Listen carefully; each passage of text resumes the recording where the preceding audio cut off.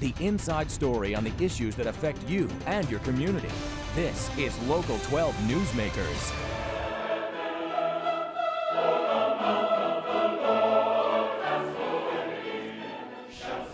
The May Festival Chorus, Music Hall. This may be your image of the great choral music, but it is not the only image you ought to carry into the World Choir Games. Good morning and welcome to Local 12 Newsmakers. I'm Dan Hurley.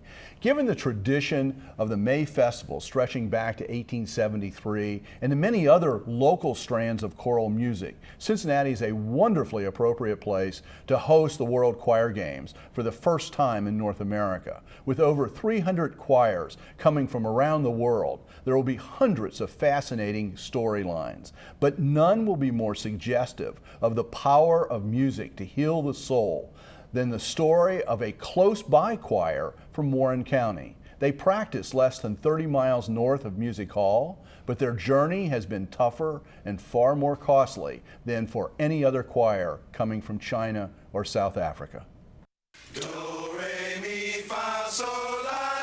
Teacher and student. Dr. Catherine Roma runs the music department at Wilmington College. Tyrone Bowles is one of her best. Tyrone is very talented, and he cares a lot. He's been classically trained. He was in the Dayton Boy Choir. She reminds me of my high school teacher. And you're a 3. This is good. This will be a great section. Tyrone and the rest of Catherine's choir, the Ujoma Men's Chorus, have a CD coming out in May, the choir's 3rd. And this summer, they go up against the best of the best. It's the World Choir Games in Cincinnati. Under Dr. Roma's tutelage, I think we have a good chance of placing first because she's stern and she's honest and she'll have nothing less than the best. I think you're going to be fabulous. The choir is eager to compete, but they can't be there. They're not allowed to be there because they're in here. Had I not been put here, I'd probably be dead. Here is prison. Tyrone is in for aggravated burglary. The others? I'm serving for conspiracy to commit aggravated murder. Aggravated robbery. And what are you in for? Murder. A song or art or other things of beauty often come from an unlikely place. In this case, from behind the razor wire lined fences of the Warren Correctional Facility. Mark Springer has been locked up 22 years. Norman Whiteside, 28. And Tyrone, just 6. They serve time, and they sing. And these guys are not scary to me. I see that sparkle. She sees it every Thursday morning when she packs up and heads to prison for practice. Hey, good, good. That was nice, too. Let's do another one. She makes people want to not only change musically, but inwardly as well. It goes beyond music. Somebody's calling my name. Norman was an accomplished musician in Columbus decades ago, before he got caught up with the wrong crowd. Richard Curley is one of the younger ones. A lot of us never had this feeling in our life, so when we do sing, it's like, man, this feels good, so it's a big release. And that is what's beautiful. As for the World Choir Games, the Ujoma Chorus won't be going there. But there will be international judges that go out to Warren Correctional on the day before the games begin, and they are entering in 2 categories, the spirituals category and gospel category. These guys will sing, they will compete, and that's all they wanted. At some point, these people, myself included, we start believing in ourselves. For Tyrone Bowles, music changed his life. Later this year, his life will change again. Tyrone is getting out. His sentence will end, his song will not.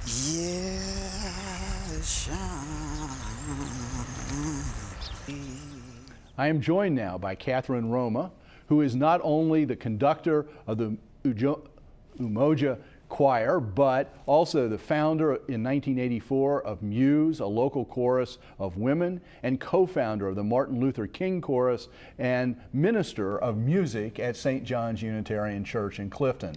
Roma, in her spare time, is a professor of music at Wilmington College and the author of a brand new book on the history of choral music in Cincinnati, A City That Sings, Cincinnati's Choral Tradition 1800 to 2012. Catherine, welcome to Newsmakers. Thank you very much for having me. What a fantastic chance to look inside at the Umoja Choir. We have to give credit here. This was done by the Ohio News Network, and they collaborate with us here at Channel 12. But what's it been like to work with that group, and how long have you been working with that group? Well, I was asked to start the group in 1993, so quite a while. Wow. I've been going in there, and it's been amazing. I go in there every week, fall, spring, summer, winter, and we have a rehearsal for about an hour and a half. And it's amazing for me. I hope it's amazing for the men. I learned so much from them. I'm trying to expose them to as much different kinds of music as I possibly can. They feel very comfortable with gospel, but I push them toward world music and unaccompanied music, like the African American spiritual. So it's enlightening, I think, for all of us. It's been a journey. I was watching out of the corner of my eyes, and you've seen this many times, I know. I have. But I saw smiles at certain points, and mostly when it was individual people who were members of the chorus who were being interviewed and saying something that you were glad to hear. Yeah, well, you know, I have some young people, newly, who have joined the choir recently, and that's great, because I have had some that have traveled with me, but I'm actually experiencing angst because a lot of the really wonderful people have left me. They've had their security status dropped, so they've gone from a close security, which Warren is, to a medium security. So some of the people I've worked with for 10 and 12, 14 years left me. And of course, you never know what's going to happen. People get in trouble, they're in the hole. It's called segregation or protective custody. And so I never know necessarily who I'm going to see on a given, at a given rehearsal. So the idea that you would nominate this choir to sing as part of the World Choir Games. Now you've been involved with getting the World Choir Games here, and we'll talk about that in a minute. Did you have to struggle with that idea that this choir ought to be nominated? Well, I mean, I wanted to ask, you know, and that's exactly what I did. I said, what about, could we have some international judges come out to Warren Correctional? And it went through the process, and it came back that they were willing to do that. Then I had to ask the prison authorities, the warden. They have to check out with Columbus. The Ohio Department of Rehabilitation and Corrections had to give their blessing. So that's what happened, and I am delighted. And somebody from Germany, Jelena Donhauer, came out to the prison with one of the local people to check the venue, because they wanted to see, well, were we going to be in the visit room or were we going to be in the chapel, and what were those acoustics like, and what were the circumstances like, you know. And so it's a parallel stream. They're not competing in the same way that everybody else is, because you cannot control the environment. You cannot control the piano. You cannot control the air conditioner or the water fountain or all of these things that add sound to the sound environment. Wow. So the actual judging will happen the day before. So are we talking July 3rd? At noon.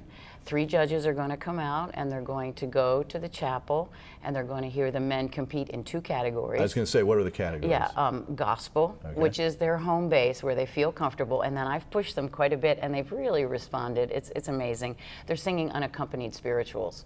3 of the 4 spirituals we're doing are unaccompanied, which is a big challenge. They're used to singing more in 2- or 3-part harmony. I have them singing in 4-part harmony.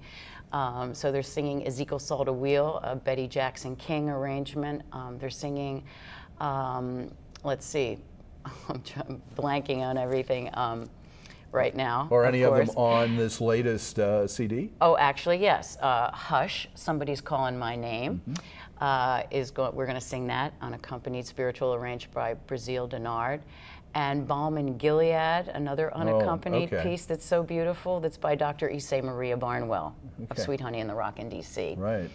And Shine on Me is the 4th spiritual. Yeah. Now this isn't the only chorus you have competing. You've got 2 more, right? Yes, I do. You're going to be busy? Yes, I am. I'm very busy right now. But. What will Muse is probably the chorus lots and lots of people in Greater Cincinnati know about. I mean, because they're everywhere and they're so wonderful. But what category will they compete in? Well, Muse is in the champions category, which is great. And we had to submit CDs. And, Which means that they're really a superior chorus? Yeah, I think so. I think that, the choirs that they know or they have heard, people have heard, or they have CDs that are really, really good, then you can qualify for the champions category. So that's one stream. The other stream that is more for everybody who's new to this is the open category. So Muse is in the champions, and we are in the female choir category. And they have certain stipulations for us. Only one piece can be accompanied by piano. One piece has to be by a living composer from the country you're in. One piece has to be in a foreign language not familiar or not well known to the members in the choir. So they stipulate several things for you to comply with. And how long, how many people, Muse has lots of people in it, how many will be competing? What's the size of the chorus that you will actually take to the games? Every single person in the choir is participating in the game, so we have 62 women. 62. And how long have you been preparing those specific pieces? Oh gosh, over a period of time. One of them is very new. Actually, two of them are very new this year. And then one of them we pulled from several years ago, and another one we pulled from 2 years ago. So we wanted variety. We wanted to show who we really are. There's an aspect of us that wants to educate the people at the games to different kinds of repertoire that they might not have heard before. And your third choir? It's the Martin Luther King Chorale. Bishop Todd O'Neill and I started this group in 1991 to accompany the King Day celebrations at Music Hall. So we've been going strong, and we do a variety of things in Cincinnati, but over a 4-month period, really. We work from October to January, usually every year. Sort of leading up to the King. Yeah, and then sometimes we'll have some other performances during that time. But we were the base, we were the root, we were the important crew that formed the basis of the National Underground Railroad Freedom Center group that sang for the groundbreaking and for the grand opening. Right. So we have 100, and I counted this morning, 124 singing in the King Chorale. So 124, 63 in Muse. Yeah. And how many in Umoja? Probably 18. 18. I Okay. can't tell, as I said. Right. I'm praying. I have 18. Here's my observation. Okay. Every one of these choirs, they're more than just let's get together and sing because we love music. There's a much broader social cultural message here. Yeah. Whether we're talking about a choir in the prison, we're talking about an all-women's choir. And it's not just an all-women's choir, it's an all-women's choir with a point, or the King. I mean, all of these, what does that tell me about you? Well, I think that choral singing is an incredible medium, and I think it's a very powerful medium to bring people together. And because many people, all of us have a voice, and we want to express what we believe through singing. And so it's been very important for Muse to commission works for our voices, and we are a community choir, so we have women who sing beautifully low in a low, rich register, and beautiful sopranos. And we say we're a women's choir dedicated to musical excellence and social change. And what does social change mean to us? It means that we live in a world where we're raising children, so we're concerned about children. We're concerned about the violence in all of our lives. We're concerned about all of these kinds of things that speak to us. And so, we don't sing things that are popular on the top 40 or something like that. We dig and find music that really expresses our lives and our experiences. And so that's with Muse.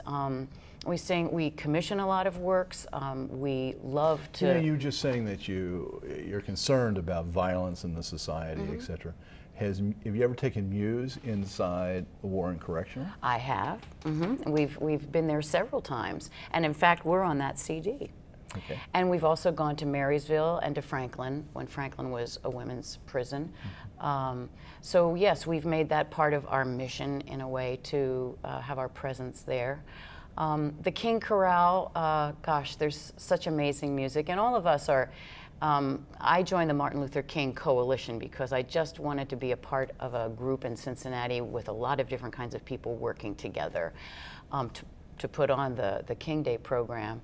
And bringing people, we started it when sort of Cincinnati was a little bit more segregated and in their own communities, and Dr. King said the most segregated hour in the work week is, or in the week period, is at 11 o'clock on Sunday morning. So we've brought black and white together and people of all different faith groups, and we sing music to honor Dr. King. Well, thank you for being here this morning. Thank you for all of the music you've created over the years and for these three choirs. And good luck in the World Choir Games. Well, thank you very much. Everybody should get down there, right? Absolutely. Okay. Don't miss it. Stay tuned. After the break, an initiative to address the problems too many children have learning to read. Every child, every parent, every day for 15 minutes.